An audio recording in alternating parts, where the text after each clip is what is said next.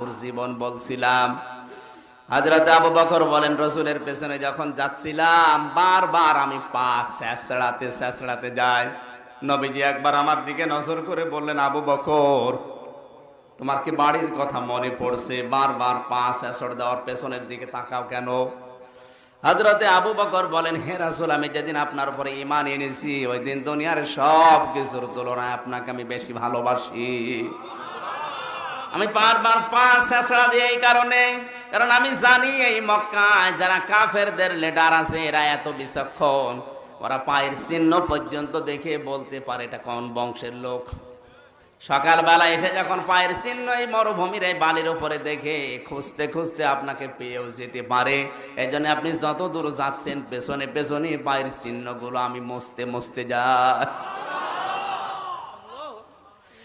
এতটুকু শেষ করেননি, তিনি পাহাড়ে আশ্রয় নিলেন। আমি নিজে ওই পাহাড়ে উঠেছিলাম, 4.5 ঘন্টা সময় লেগেছে আমার মতো যুবক মানুষের। 4.5 ঘন্টায় আমি কমপক্ষে 3 জায়গায় থেমেছি, 3 বোতল পানি শেষ। এত উপরে পাহাড়টা, গারে সোর।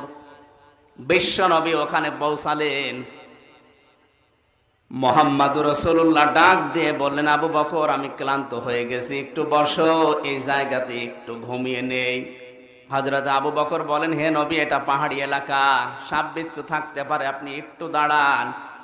শরীরের বিভিন্ন পোশাক আশাক যেগুলো ছিল সাথে ওগুলো ছিঁড়ে ছিঁড়ে বিভিন্ন গর্তগুলো বন্ধ করলেন। একটা গর্ত আছে, এটা আর বন্ধ করার মতো কাপড় ছিল না। সিদ্দিকে আকবর ওই জায়গায় নিজের পাটা ঠেলে দিয়ে যেন কিছু আসতে না পারে।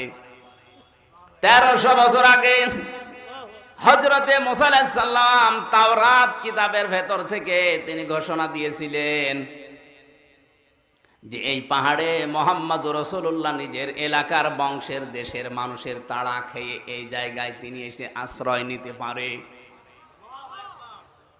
যে সাপটা ওই জায়গায় বারবার পায়ের মধ্যে ঠোকা দিচ্ছিল, ওই সেই 1300 বছর আগে তাওরাত কিতাব থেকে মুসা আলাইহিস সালামের কণ্ঠে যেটা শুনতে পেরেছিল সেই সাপ 1300 বছর ধরে আশায় আছে কখন আল্লাহর নবী এখানে এসে বসবে। বারবার যখন ঠোকা দিচ্ছিল, পা নড়ায় না, শেষ পর্যন্ত কামড় লাগিয়েছে। দংশন করার পরে হযরতে আবু বকর রাদিয়াল্লাহু তাআলা আনহু বিষের যন্ত্রণায় তার শরীর পর্যন্ত পাল্টিয়ে গেছে, চোখ দিয়ে দরদর করে পানি পড়ছে। এরপরেও তিনি নবীকে আরাম থেকে মাহরুম করার জন্য ডাকেন নাই।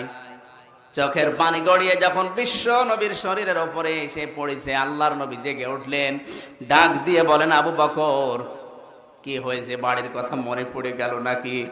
হযরত আবু বকর বলে, হুজুর, বাড়ির কথা না, আমাকে সাপে দংশন করেছে, বিষের যন্ত্রণায় আমার রক্ত পর্যন্ত জ্বলছে। আল্লাহর নবীর মুখের লালা মুবারক লাগিয়ে দিলেন এই জায়গায়, মুহূর্তের ভেতরে যন্ত্রণা বন্ধ হয়ে গেল। নবীজিকে আল্লাহ 3500 মুজিজা দিয়েছিলেন, তার ভেতরে এটা একটা মুজিজা।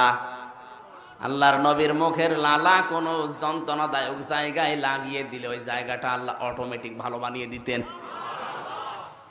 হযরতে আলী রাদিয়াল্লাহু তাআলা আনহুর চোখে একবার সমস্যা হয়েছিল, নবীজি নিজের মুখের লালা একটু লাগিয়েছেন। হযরত আলী বলেন, আগের চাইতে আমি বেশি দৃষ্টি সম্পন্ন হয়ে গেছি। বিশ্ব নবী বলেন, আমি যখন লাগিয়ে দিয়ে জিজ্ঞাসা করলাম, আবু বকর আগে বললে না, তাহলে তো যন্ত্রণা তোমার সহ্য করা লাগতো না। সিদ্দিক আকবর বলেন, হে রাসূল, এটা তো সাপে কাটার যন্ত্রণা, আমার রক্ত জ্বলছিল, আমার কলিজাও যদি ফেটে বের হয়ে যেত। বিশ্ব নবী আমার ওর উপরে মাথা দিয়ে আরাম ফরমাচ্ছেন, আমি নবীকে উঠতে বলতে পারতাম না। এর নাম ভালোবাসা। এর নাম কি? সম্মানিত মা বোনেরা, মেয়েরা ভালোবেসেছিল বিশ্ব নবীকে, তো অন্যতম হযরতে আয়েশা সিদ্দিকা রাদিয়াল্লাহু তাআলা আনহা।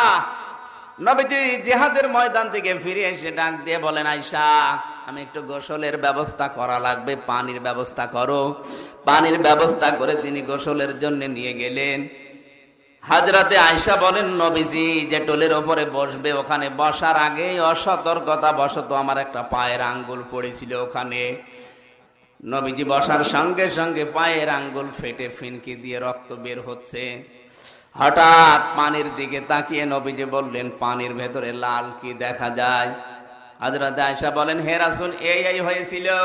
সঙ্গে সঙ্গে তিনি লালাটা নিয়ে লাগিয়ে দিলেন ওই জায়গায়, মুহূর্তে রক্ত বন্ধ হয়ে গেল। নবীজি বললেন, একটু আগে থেকে বললে না, তাহলে তো এত যন্ত্রণা সহ্য করা লাগতো না। সিদ্দিকে আকবরে রাদিয়াল্লাহু তাআলা আনহুর মেয়ে হযরতে আয়েশা, তিনি বললেন, হে রাসূল, এটা তো পায়ের আঙ্গুল ফেটে রক্ত বের হয়।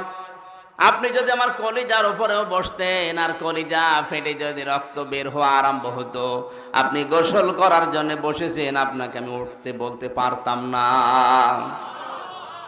এই ভালোবাসায় তো বাংলাদেশে আজ আছে।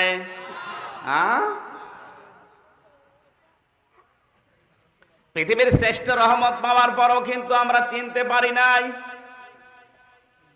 লাইন শাকারতুম লাযিদান্নাকুম ওয়া লাইন কাফারতুম ইন্না আযাবি লাশাদীদ। সরে বলেন আল্লাহু আকবার। এই আয়াতটা শুধু আল্লাহু আকবার কেন বলতে বললাম খেয়াল করেন। আল্লাহ পাক বলেন, নিয়ামত পাওয়ার পরে কোন মানুষ যদি শুকরিয়া আদায় করে, ওর নিয়ামত আমি আল্লাহ নিজের পক্ষ থেকে বাড়িয়ে দেই। আর নিয়ামত পাওয়ার পরে কোন মানুষ যদি দাম না দেয়, মর্যাদা না দেয়, গুরুত্ব না দেয়, না শুকরিয়া করে, আমি আল্লাহ ওইটা নিজে কেড়ে নেই আর আযাবের ভেতরে ফেলে দেই। তামাম দুনিয়ায় শ্রেষ্ঠ রহমতের তালিকায় কার নাম বললাম? বিশ্বনবী। কার নাম? এই নবী জন্ম নিয়েছিল মক্কায়, কিন্তু তার কবর কোথায়? বলেন বলেন। মক্কায় দেওয়ার পরে তারা মর্যাদা দিতে পারে নাই, বোঝে নাই তার কদর কি। এই জন্য আল্লাহ কিয়ামত পর্যন্ত তাকে মক্কায় কিন্তু রাখেনি।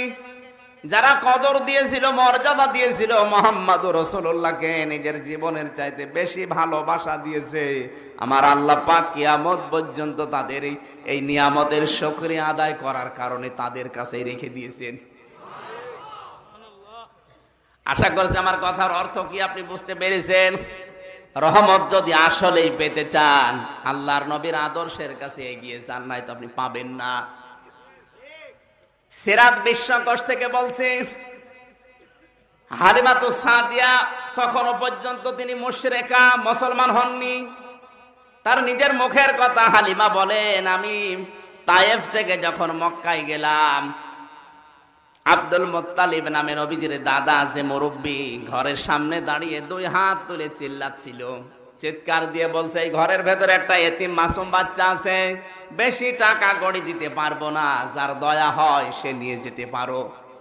আমি সর্বশেষ গিয়ে দেখি কেউ আর একে নেয়নি। আমিনার কোলে চাঁদ যেন বসে হাসতেছে।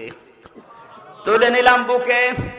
হালিমার নিজের মুখের কথা, মোহাম্মদকে আমার বুকে তুলতে দেরি, আমার স্তনে দুধ ছিল না, আমার আল্লাহ পাক আমার স্তন পরিপূর্ণ করে দিয়েছে। তাকে আমি এই ডান স্তনটা পান করালাম, তিনি পান করলেন বেশ ভালোভাবে। বাম স্তন দিয়েছি, তিনি মুখ বের করে দিলেন। 1 বার 2 বার 3 বার তার মুখ আমি লাগালাম জোর করে, কিন্তু নবীজি একবারও মুখ লাগাননি, তিনি 3 বারই মুখ বের করে দিলেন। চোখের ইশারা দিয়ে যেন আমাকে জানাতে চায়, মা হালিমা, জোর করেন কেন আপনি? ডান স্তন এটা আমার অধিকার ছিল, আমি পান করেছি। বাম স্তন এটা আমার অধিকার না, এটা আমার দুধ ভাই আব্দুল্লাহর অধিকার। আমি দুনিয়ায় ভাইয়ের হক নষ্ট করার জন্য আসি নাই, এসেছি ভাইয়ের হক ফিরিয়ে দেওয়ার জন্যে।